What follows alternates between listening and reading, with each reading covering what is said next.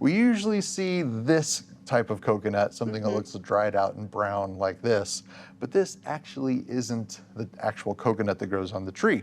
The coconut that grows on the tree looks more like this. Wow. Okay? Have you ever seen anything like that before? I don't think so. Because this is not what we usually see.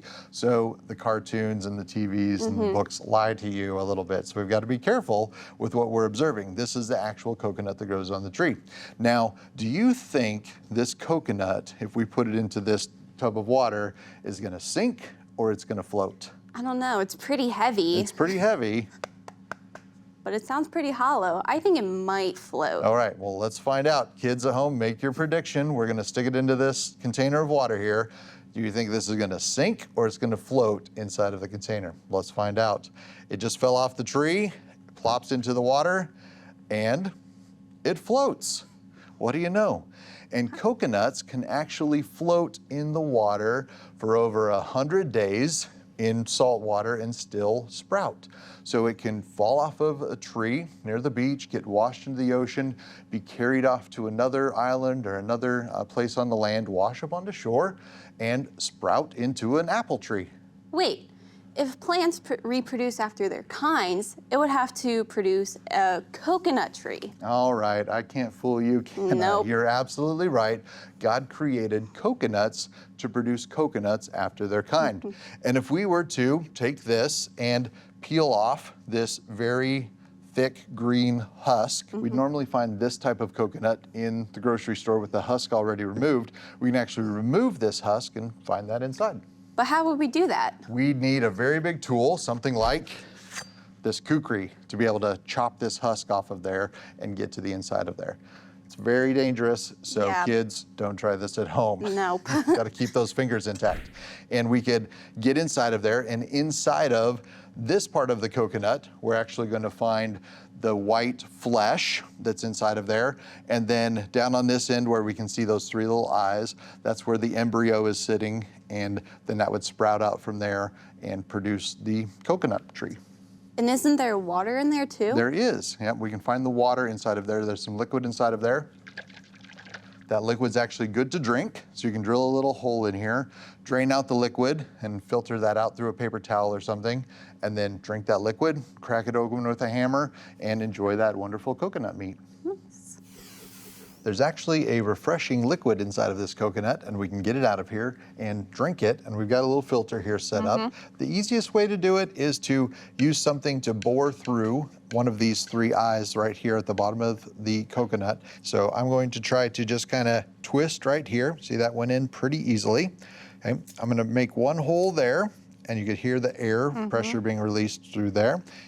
That should let air in one side. We've got a little bit of a mess there we'll clean up later. That's why I have Miss Nalia to clean up my messes. Not really. And we can see that lovely liquid is gonna flow out of there.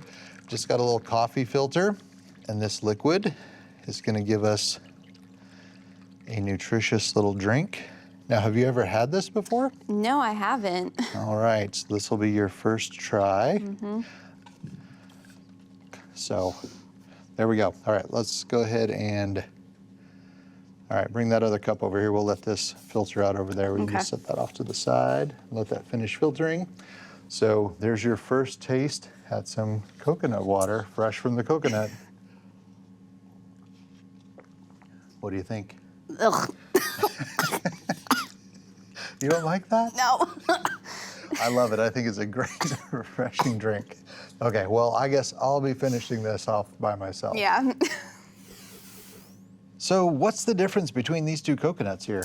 Is that one just dried out and old? Actually not. This is the whole coconut that we'd find hanging from the tree, and this is actually what's inside of it. So why don't we take a minute and try and hack into this one. We're gonna take the husk off of here and see if we can find something like this inside of it.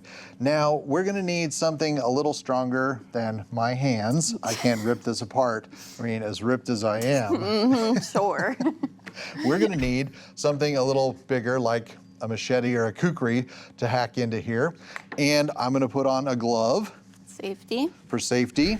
And we're gonna go ahead and throw on some safety glasses just to protect our eyes. Yep. in case anything goes flying. And we're going to use this, and I'm going to cut away from my body, and we're going to try and get into the husk. You see how hard that is?